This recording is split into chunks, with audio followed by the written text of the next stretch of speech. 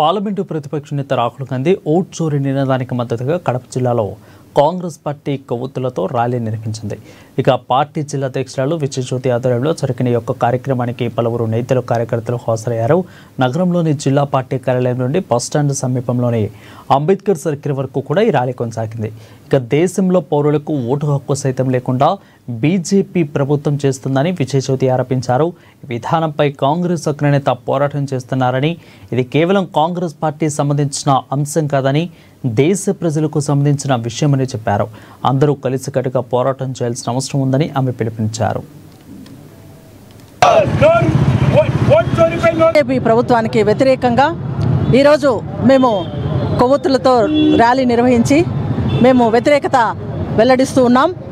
గత నెల నుంచి మనం చూస్తూ ఉన్నాం, జూలై నెలలో నుంచి ఓటు గురించి రాహుల్ గాంధీ గారు, లోక్సభ ప్రతిపక్ష నేత, కాంగ్రెస్ పార్టీ అధినాయకుడు రాహుల్ గాంధీ గారు చేస్తున్నటువంటి ఉద్యమం, దానికి మేము సహకారంగా మద్దతుగా మా పిసిసి అధ్యక్షురాలు వైఎస్ షర్మిలారెడ్డి గారు పిలుపు మేరకు ఈరోజు కొవ్వొత్తులతో నిరసన జరిపి పార్టీ ఆఫీస్ నుంచి భారత రాజ్యాంగాన్ని రాసినటువంటి అంబేద్కర్ గారి దగ్గర మేము మా మొర చెప్పడానికి ఇక్కడంతా కాంగ్రెస్ పార్టీ నాయకులు, ఇన్ఛార్జీలు, ఈ జిల్లాలో ఉన్నటువంటి ప్రతి ఒక్క కాంగ్రెస్ పార్టీ అభిమానులందరం ఇక్కడికి చేరడం జరిగింది.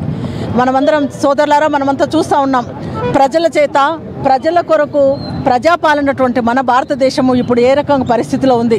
గత 3 పర్యాలుగా 15 సంవత్సరాలుగా అధికారంలో ఉన్నటువంటి బీజేపీ ప్రభుత్వం ప్రజలకు ఓటు హక్కు కూడా లేకుండా కాలర్ తొక్కి మనల్ని ఎంత హింస పెడతా ఉన్నారో చూస్తూ ఉన్నాం. ఈరోజు మన లోక్సభ ప్రతిపక్ష నేత రాహుల్ గాంధీ గారు, వారి పితరులు, వాళ్ళ తాతగారు కావచ్చు, వారి నానమ్మ కావచ్చు, వాళ్ళ తండ్రి గారు కావచ్చు, ప్రతి ఒక్కరూ మన దేశం కోసం ప్రాణాలు వద్ది ప్రజాస్వామ్యం కోసం పాటుపడి స్వాతంత్రం కోసం కాంగ్రెస్ పార్టీ ద్వారా ఎంతో సేవ చేసి ప్రజలకు ఓటు హక్కు కల్పించి దేశంలో ప్రజలు తన ఇష్ట ప్రకారము ప్రజల నాయకులను ఎన్నుకోవాలనే హక్కును కూడా కాలరాస్తూ ఇప్పుడున్న బీజేపీ ప్రభుత్వం ఏ రకంగా చేస్తూ ఉంది మనం చూస్తూ ఉన్నాం. కాబట్టి ప్రతి ఒక్కరూ మేల్కోవాల్సిన సమయం ఏర్పాటైంది.